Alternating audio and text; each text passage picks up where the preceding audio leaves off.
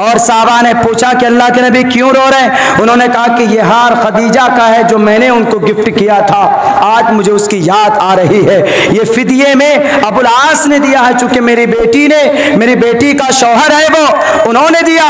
देख लो ऐसा निजाम है। दुनिया वालों, पूरी दुनिया को चैलेंज, अब्दुल्ला जब तक जिंदा रहेगा इन अदालत को बयान करेगा, तुम्हारी गाड़ी नहीं चलने दूंगा इंशाअल्लाह। तुम अपने माइक से, कॉन्फ्रेंसों से नबी पर एतराज करोगे, तुम्हारे ग्रंथों से तुम्हें तोप दूंगा और तुम्हें दलाइल पेश करूंगा कि मेरे नबी ऐसे नहीं थे, इस्लाम ऐसा नहीं था, बल्कि इस्लाम अच्छा और सच्चा मजहब था, उसमें रिश्तेदारी नहीं देखी जाती थी।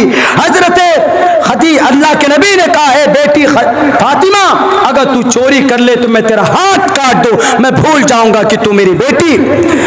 नबी पर एतराज करने से पहले आपने ये मंत्र क्यों नहीं पढ़ा गुरुजी?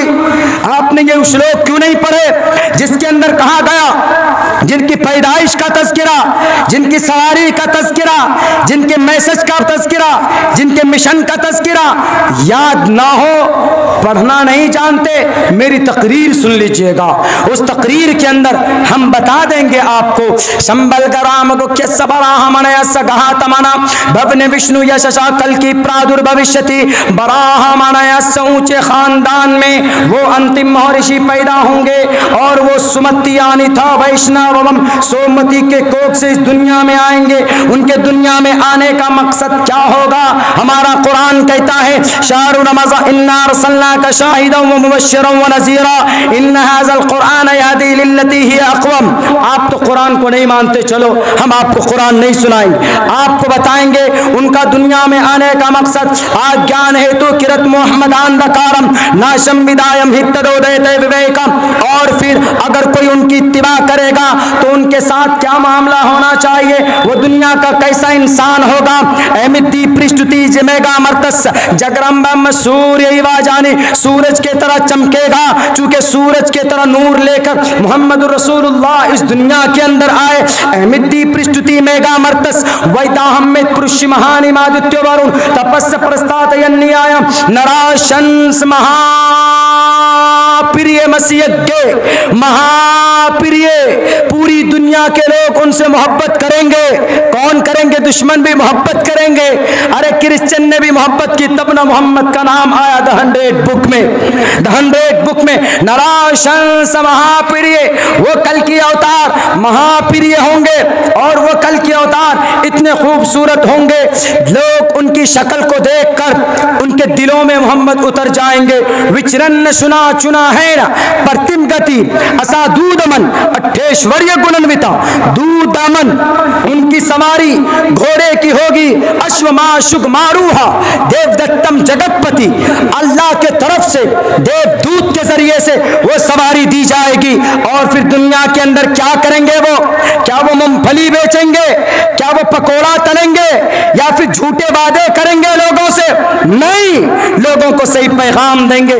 तस्मिन चरे मले चाचार्यन समन्विता महामदद की आशिष्य साख समन्विता। वो आएंगे रेगिस्तान से, बालू वाले रास्ते से आएंगे और उनके सहाबा पहुंचाएंगे लोगों को पैगाम। कौन सा? सनातन का, एक ईश्वर का पैगाम लोगों को देंगे। जब लोगों को पैगाम देंगे तो लोगों के बड़े बड़े बादशाह उनके पैगाम को देखेंगे और वो कह उठेंगे कि उच्चलापी भविष्यति जनोमम, मैं गंगा नहाकर ऊंची आवाज सुनकर मैं आया हूं, मैं आपके हाथ में हाथ रखकर मैं I want to convert my religion, मैं अपने धर्म को बदलना चाहता हूं। उठाओ हमारे गुरुजी, आप राजा भोज की तारीख उठाओ। शक्कुल कमर के वाक़े को देखकर राजा भोज ने सफर शुरू किया था, कहाँ का? अरब का। वहां पर जाकर इस्लाम को कबूल किया था। बइख्तिलाफ रिवायत नबी को बुरा कहने से पहले इन उन मंत्रों को, इन श्लोक को उठा उठा कर, खुरच खुरच कर, कुरेद कुरेद कर, काट काट कर पहले अपने ग्रंथों से बाहर फेंको। इनके अंदर किनका तज़किरा? नबी का तज़किरा। इनमें किनका तज़किरा? तज़किरा, मोहम्मद का तज़किरा, लेकिन नहीं, अपने खुदाओं को खुश करने के लिए अनाप शनाप बात शुरू कर देते हैं कि मोहम्मद रसूलुल्लाह तो आए इस धरती पर, वो हमारे हिंदू भाइयों को कैदी बनाकर रखे, उनको तड़पा तड़पा कर मारा और उनको घरों के अंदर भूखे रखते थे, तड़पाते थे। बिल्कुल नहीं, नबी मक्कतुल मुकर्रमा को फतह करने के लिए चले थे तो अल्लाह के नबी ने क्या जवाब दिया था, क्या ऐलान किया था? जाओ अबू जहल के चेलों, अबू जहल के खानदान की औरतों बहनों, इज़हबू व अंतुम तुलक़ा ला तसरीब अलैकुमुल यौम, इज़हबू व अंतुम तुलक़ा, जाओ तुम सब के सब आज़ाद। ये तारीख, ये रिवायात, ये आयात आपको मालूम नहीं, सिर्फ एक आयत, ला यत्तखिज़ुल मुअमिनूनल काफ़िरीन औलिया मिन दूनिल्लाह वजाहिदू फिल्लाहि हक़्क़ जिहादी अल जिहादु माज़िन इला यौमिल क़ियामा। ये सब सिर्फ पढ़कर क्या साबित करना चाहते हो? बताओ 850 साल की मुस्लिम एम्पायर की तारीख। पहला मुस्लिम बादशाह कौन? शहाबुद्दीन गौरी। दूसरा मुस्लिम बादशाह कौन? नासिरुद्दीन बलबन। तीसरा मुस्लिम बादशाह कौन? जलालुद्दीन अकबर। चौथा मुस्लिम बादशाह कौन? मोहम्मद तुगलक। पांचवा मुस्लिम बादशाह कौन? तैमूर लंग। छठा मुस्लिम बादशाह कौन? बैनुल लूदी। सातवां मुस्लिम बादशाह कौन? आपको मालूम होना चाहिए, बाबर। बाबर 1526 में आए। बाबर ने ही 300-350 साल हुकूमत की। बाबर के खानदान ने, बाबर के खानदान को ही मुगल साम्राज्य बोलते हैं, बाबर के वंश को मुगल बोलते हैं। लास्ट मुस्लिम बादशाह कौन? आपको पता होना चाहिए मेरे भाइयों, नौजवानों, अगर पता नहीं है तो पता कीजिए। मोबाइल की दुनिया से निकलो। हम घूमते हैं भारत के अक्सर इलाकों में। अभी हम उड़ीसा, बंगाल, वो हल्दिया, वो दीघा जो बिल्कुल समंदर का इलाका है, समंदर की ठंडी हवाएं पहुंचती, वहां तक पहुंचे। और आपको साउथ का एरिया, इधर चले जाइए, नेपाल भी चले जाते हैं, लोग बुला लेते हैं, उधर भूटान, बंदर झूला, पता नहीं कौन कौन सा नाम, वहां पर गए। सारे चारों तरफ फील्डिंग सजाई हुई है आपको खाने के लिए, सिर्फ आपको खाने के। इतनी गलतफहमी भरी गई है, इतनी गलतफहमी भरी गई है कि जिसका आप तसव्वुर नहीं कर सकते। एक दो आदमी के बोलने से कुछ नहीं होगा। हमें डरने से हम मार दिए जाएं, दफन कर दिए जाएं। हमें बोलना पड़ेगा कि इन 700-800 साल में किसी भी मुसलमान बादशाह ने हिंदू भाइयों को कैदी बनाकर नहीं मारा। दिखा दो। चैलेंज है तुम्हारे लिए मेरे भारत के इंटेलिजेंस भाइयों। अगर जमीर जिंदा है तो अब्दुल्ला सालिम के सांस में जब तक सांस रहेगा, मैं तुम्हारे सामने में ये दावा करता रहूंगा कि मुस्लिम इंपेयर ने किसी भी हिंदू भाई को कैदी बनाकर नहीं मारा। आखिरी बादशाह कौन? बहादुर शाह जफर, जिसके बेटे के दो बेटे के सर को काट कर तख्त में सजाया गया था अंग्रेज के सामने, और इसी बहादुर शाह जफर को हाथ में हथकड़ी डालकर रंगूल के कैद खाने में डाला गया था। बताइए, इन बहादुर शाह जफर, शहाबुद्दीन गौरी से लेकर बहादुर शाह जफर तक किसने हिंदू भाइयों का कत्ल किया? नहीं दिखा सकते। तारीख में एक बात आती है इंडियन हिस्ट्री के अंदर कि तैमूर लंगे 1 लाख मुसलमानों को कत्ल किया। मुसलमान बादशाह, लेकिन मुसलमान को कत्ल कर रहा। तो इससे यह पता चलता है कि भारत के अंदर जो भी मुसलमान राजा आए, उनको इस्लाम से कोई लेना देना नहीं था, बल्कि उनको अपनी कुर्सी से मतलब था। किसी भी मुसलमान बादशाह ने तबलीग नहीं की। हाँ, एक का नाम आता मोहम्मद तुगलक का, 4थे नंबर का बादशाह, तो वो भी खुद से तबलीग नहीं करते थे। वो कभी कारी नियाज साहब को भेज देते थे, कभी अब्दुल्ला सालिम को भेज देते थे, कभी मौलाना कासिमी को भेज देते थे कि मौलाना तकरीरें करते फिरोगे, नहीं जाओ जरा गांव चिकनी में, वहां पर हिंदू भाई बसते हैं, वहां होली के त्यौहार करते, उनको समझाओ एको देवः सर्वभूतेषु गूढ़ः, ये पैगाम बताओ। यानी खुद से नहीं गए वो, उन्होंने ताकत का इस्तेमाल नहीं किया।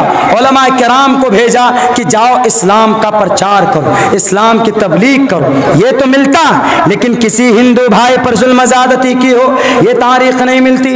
यहां तक के अकबर बादशाह ने एक नई दीन नई शरीयत नाफिज करने की कोशिश की दीन अकबरी के नाम से। मुजद्दिद अल-फ़सानी ने कहा कि अकबर, तुम बैठे हो कुर्सी पर, तुम जरा राजनीति ही कर लो, तुम शरीयत की बात मत करो।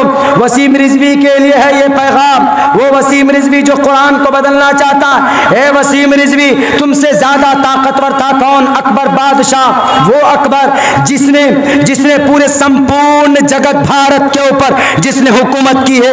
उस अकबर ने इस धरती पर भारत में पूरा 26 आयत नहीं बल्कि एक आयत के मुवाफिक एक नई शरीयत लाने की कोशिश की थी कि मैं अपनी अलग से ये कानून बनाना चाहता हूं, इसको दीन अकबरी नाम दूंगा। मुजद्दिद अल-फ़सानी खड़े हुए 3 शागिर्द को लेकर मुजद्दिद अल-फ़सानी ने कहा कि अकबर, तुम क्या समझते हो कि तुम्हारी राजनीति की तरह तुम्हारी राजनीति में जैसे तुम कानून बदलते हो, तुम कुरान को वैसे बदल दोगे?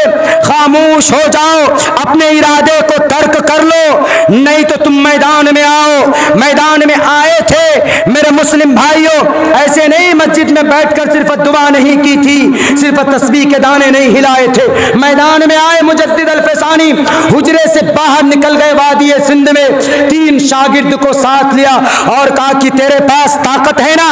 अकबर ने कहा कि मुजद्दिद अल-फ़सानी साहब, आपको पता है ना क्या है मैं कौन? हु एम आई, मैं कौन हूँ पता है ना आपको? आई एम अकबर, मैं अकबर हूँ। अकबर जिनके नाम सुनकर यूरोप कंट्री के तांते हिलते, मैं वो हूँ। और ये 3 लोगों को लेकर आए हजरत, जाइए खानकाह में जाकर तस्बीह पढ़िए, जाइए जाकर मस्जिद में जाकर लोटा फोड़िए, मदरसे में जाकर चटाई सिलिए, फटी हुई चटाई। मुजद्दिद अल-फ़सानी ने कहा कि कभी भी इन परागंदा इंसानों को हकारत की निगाह से मत देखना। अगर ये ठान लेते हैं तो अल्लाह तबारक व तआला कभी इनके मंशे के मुताबिक फैसला करता है। लौ अक़सम बिल्लाहि ला बर्रहुल्लाह, जब ये कसम खा लेते हैं तो अल्लाह भी इनके फेवर में हो जाता है। मेरे भाइयों, मुजद्दिद अल-फ़सानी ने कहा लाओ ताकत तुम्हारे पास कितनी ताकत। मुजद्दिद अल-फ़सानी खड़े हो गए, एक तरफ इधर उनकी एक शागिर्द, 2 इधर शागिर्द खड़े हो गए। ऐसा रौब छाया कि सारी फौज हट गई, अकबर बादशाह गिरफ्तार हो गया। हजरत मुजद्दिद अल-फ़सानी आ गए अपने हुजरे में नमाज पढ़ने के लिए। इनके खादिम ने कहा कि सर, वो तो कैदी बनकर आ गए अकबर साहब, अब क्या करना, आप गद्दी पर बैठिए। तो उन्होंने कहा कि मुझे गद्दी नहीं चाहिए, अकबर को बुलाओ। भारत में क्रिश्चियन को कौन लाया? अकबर लाया, अकबर बादशाह क्रिश्चियन को अकबर लाया। बुलाए गए, उन्होंने कहा कि ए अकबर, देख लिया ना, बड़ी ताकत में तुमको गुरूर, अपनी ताकत में एकदम नशे में चूर थे, क्या हुआ? कहाँ गई तुम्हारी फौज? कहाँ गई तुम्हारी वो हुंकार? I am Akbar, you are Akbar. तुम तो फिसड्डी हो जी, 1 मिनट नहीं टिक पाए मैदान में। अब बताओ तुम्हारा क्या किया जाए? उन्होंने कहा कि सरकार, आप जो कहेंगे मैं मानने के लिए तैयार। उन्होंने कहा कि जाओ, कुर्सी तुम्हारी है, कुर्सी पर बैठो, ये नया दीन मीन की बात छोड़ो, ये 26 आयतों को निकालने की बात छोड़ो, बल्कि तुम्हारी जो शरीयत है, अल्लाह की तरफ से जो लाई हुई भेजी गई जो शरीयत है, उस शरीयत को क्या करना नहीं करना ये अल्लाह जानेगा। तुम जो अपनी राजनीति करते हो, कुर्सी पर बैठे हो, तुम अपनी राजनीति करो। रही बात शरीयत की, कुरान की, हम है ना जी, हम टोपी दाढ़ी वाले, हमको कभी हल्के में मत लेना। चाहे तो झंडा गाड़ सकते हैं, चाहे तो झंडा उखाड़ कर फेंक सकते हैं। 2.5-3 साल पहले कहा कि मौलाना अब्दुल्ला, वाह क्या कर लेंगे आप, मौलाना अब्दुल्ला साहब आए, आप करो, मैं जो कितनी कोशिश करते हो मेरी कमर तोड़ने की, अल्लाह मेरे साथ है, इंशाअल्लाह तबारक व तआला।